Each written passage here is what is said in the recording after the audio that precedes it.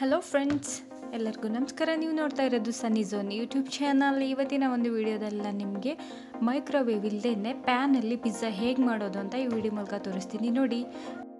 ಈಗ ಒಂದು ಮಿಕ್ಸಿಂಗ್ ಬೌಲಲ್ಲಿ ಅರ್ಧ ಕಪ್ಪಷ್ಟು ವಾಮ್ ಮಿಲ್ಕ್ ಹಾಕ್ಕೊಳ್ತಾ ಇದ್ದೀನಿ.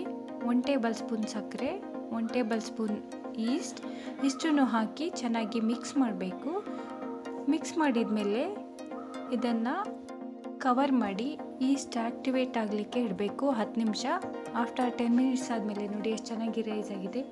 ಈಗ ನಾನಿಲ್ಲಿ 2 ಕಪ್ಪಷ್ಟು ಮೈದಾ ಹಿಟ್ಟು ಹಾಕ್ಕೊಂಡು ಜರಡಿ ಮಾಡ್ಕೊಳ್ತಾ ಇದ್ದೀನಿ.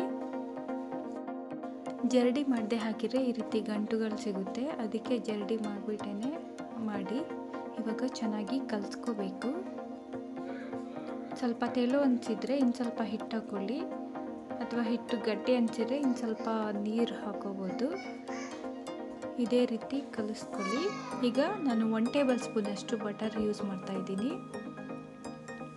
ಮತ್ತು 1 ಟೀ ಸ್ಪೂನಷ್ಟು ಎಣ್ಣೆ ಹಾಕ್ಕೊಳ್ತಾ ಇದ್ದೀನಿ. ಇವಾಗ ಚೆನ್ನಾಗಿ ನಾದಬೇಕು. ಈ ರೀತಿ ನಾದೋದ್ರಿಂದ ಪಿಜ್ಜಾ ಸಾಫ್ಟಾಗಿ ಚೆನ್ನಾಗಿ ಬರುತ್ತೆ. ಇದೇ ಥರ ನಾದ್ಕೊಳ್ಳಿ. ಚೆನ್ನಾಗಿ ನಾದಿದ ಮೇಲೆ ಈಗ ಕವರ್ ಮಾಡಿ 1 ಅವರ್ ತನಕ ಹಾಗೆ ಬಿಡಬೇಕು.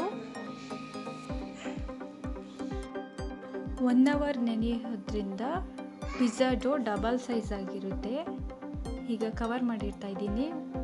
ಆಫ್ಟರ್ 1 ಅವರ್ ಆದಮೇಲೆ ನೋಡಿ ಎಷ್ಟು ಚೆನ್ನಾಗಿ ರೈಸ್ ಆಗಿದೆ ಅಂತ.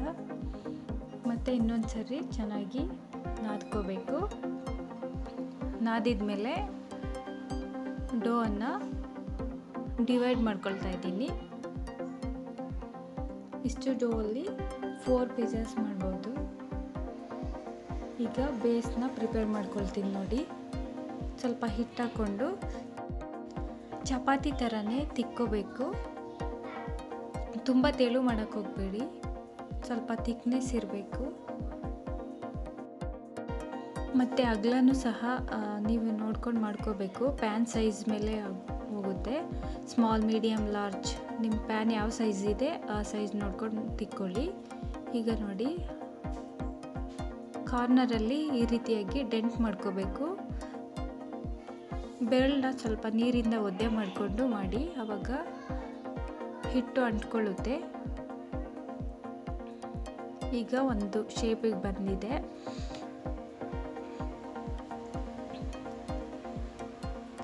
ಈಗ ಮಧ್ಯದಲ್ಲಿ ಫೋರ್ಕಿಂದ ಹೋಲ್ಸ್ ಮಾಡಬೇಕು, ಲೈಟಾಗಿ ಮಾಡಿ.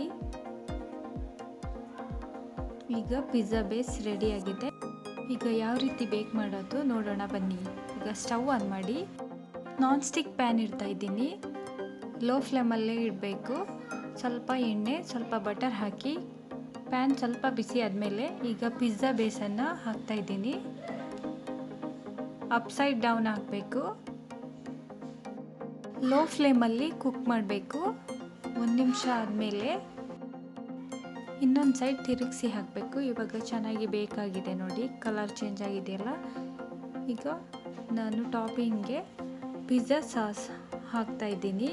ಚೆನ್ನಾಗಿ ಸ್ಪ್ರೆಡ್ ಮಾಡಬೇಕು ಈ ರೀತಿ. ಮತ್ತು ಇಲ್ಲಿ ನಾನು ಬ್ರಿಟಾನಿಯಾ ಪಿಜ್ಜಾ ಚೀಸ್ ಯೂಸ್ ಮಾಡ್ತಾ ಇದ್ದೀನಿ. ಇದು ಕ್ಯೂಬ್ಸ್ ತೊಗೊಂಡಿರೋದ್ರಿಂದ ಈ ರೀತಿ ಹಾಕಿದ್ದೀನಿ. ಮತ್ತು ಚೀಸ್ ಹಾಕಿ ಆದಮೇಲೆ ಸೈಡಲ್ಲಿ ಸ್ವಲ್ಪ ಬಟರ್ ಹಾಕಿ ಸ್ವಲ್ಪ ಎಣ್ಣೆ ಹಾಕ್ತಾ ಇದ್ದೀನಿ. ಮತ್ತು ಟಾಪಿಂಗ್ಗೆ ಹಚ್ಕೊಂಡಿರೋ ಟೊಮೆಟೊ, ಹಚ್ಕೊಂಡಿರೋ ಈರುಳ್ಳಿ, ಸ್ವಲ್ಪ ಕ್ಯಾಪ್ಸಿಕಮ್ ಹಾಕ್ತಾ ಇದ್ದೀನಿ. ನೀವು ಟಾಪಿಂಗ್ಗೆ ಏನು ಬೇಕಾದರೂ ಹಾಕೋಬೋದು. ಎಲ್ಲ ಹಾಕಿದ ಮೇಲೆ ಕೆಳಗಡೆ ಒಂದು ಸರಿ ಚೆಕ್ ಮಾಡಿ ಬೇಕಾಗಿದೆಯಾ ಇಲ್ವಾ ಅಂತ ಗೊತ್ತಾಗುತ್ತೆ. ಕೆಳಗಡೆ ನೋಡಿ ಕಲರ್ ಚೇಂಜ್ ಆಗಿದೆ. ಇವಾಗ ಚೆನ್ನಾಗಿ ಬೇಕಾಗಿದೆ. ವಿತಿನ್ 2-3 ಮಿನಿಟ್ಸಲ್ಲೇ ರೆಡಿಯಾಗಿಬಿಡುತ್ತೆ. ತುಂಬ ಟೇಸ್ಟಿಯಾದ ಪಿಜ್ಜಾ ರೆಡಿಯಾಗಿದೆ ನೋಡಿ. ಇದು ತುಂಬಾ ಸುಲಭ ಮಾಡೋದು. ಯಾರಿಗೆಲ್ಲ ಮಾಡೋಕ್ಕೆ ಬರಲ್ಲ ಅಥವಾ ಮೈಕ್ರೋವೇವ್ ಇಲ್ಲ ಅವರು ಈ ಥರ ಮೆಥಡ್ ಯೂಸ್ ಮಾಡಿ, ತುಂಬಾ ಚೆನ್ನಾಗಿರುತ್ತೆ. ಈ ವಿಡಿಯೋ ನಿಮಗೆ ಇಷ್ಟ ಆಗಿದ್ದರೆ ಲೈಕ್ ಮಾಡಿ, ಶೇರ್ ಮಾಡಿ, ಹಾಗೆ ಸಬ್ಸ್ಕ್ರೈಬ್ ಮಾಡಿ. Thank you for watching this video. ಈ ರೆಸಿಪಿ ಟ್ರೈ ಮಾಡಿದ ಮೇಲೆ ಕಮೆಂಟ್ಸ್ ಮಾಡಿ. Thank you.